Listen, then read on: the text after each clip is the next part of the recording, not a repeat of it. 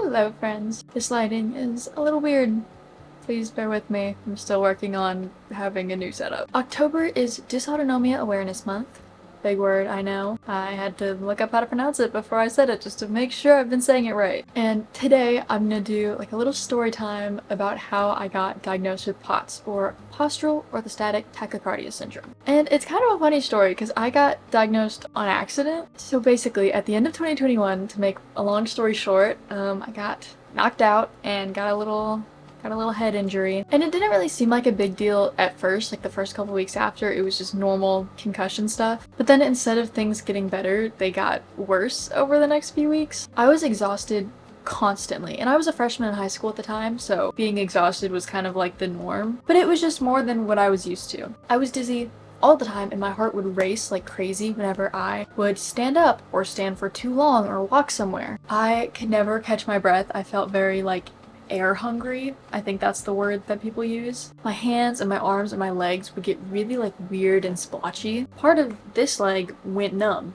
entirely. And I can never regulate my own temperature. Like if it was a little bit warm in a room, I would be sweating, feeling like I'm gonna pass out. And if it was like a little chilly, I would be freezing cold. I had constant headaches. I was nauseous all the time. I couldn't keep food down. I couldn't go to school. Like something was wrong. Something was very obviously wrong. I had one ER visit after another, and then they would send me to this doctor, and then the doctor would send me to this specialist, and this specialist would be like, oh, all your imaging looks okay, let's send you to this specialist. And they'd be like, you look alright, let's send you over here. And throughout that process, I picked up quite a few diagnoses, which I'm sure I will talk about at some other point. But one thing that was never really solved was my heart rate. Anytime I would move, even if I like rolled over in bed too quickly, my heart rate would spike. I couldn't stand up for too long, I couldn't exercise without feeling like I was gonna pass out. And I did pass out a few times, like it was getting scary. I just didn't feel normal. And then earlier this year, I got hit with this awful weird combo sickness. It was like a mix between strep and laryngitis. It was literally awful. I do not recommend it. And for some reason that made my normal heart racing symptoms so much worse. My heart rate would spike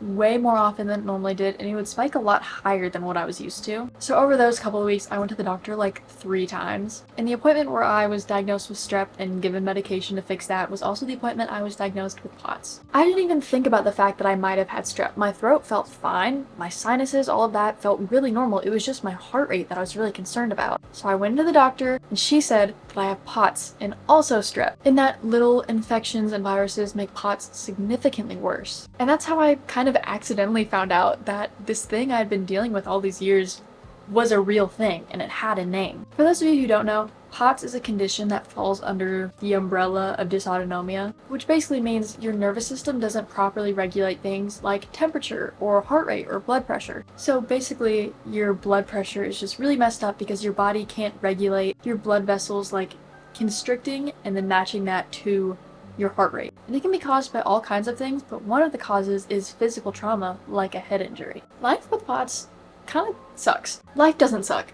POTS sucks. Just being medically complex in general is really rough. There's some days where I feel awesome and amazing and I think I could run a marathon. And then the next day, I will feel like death and I just want to sit in bed all day. But I'm trying to learn to work with my body and not against it. Learning to rest when I need it and ask for help when I need it. And that is tough, and it's something I think we all need to work on. Thankfully, I have such an incredible support system. My family and my friends are just so sweet. If you take anything away from this video, let it be that not all disabilities are visible. If you look at me, you wouldn't think anything's wrong. I look like a normal, healthy person.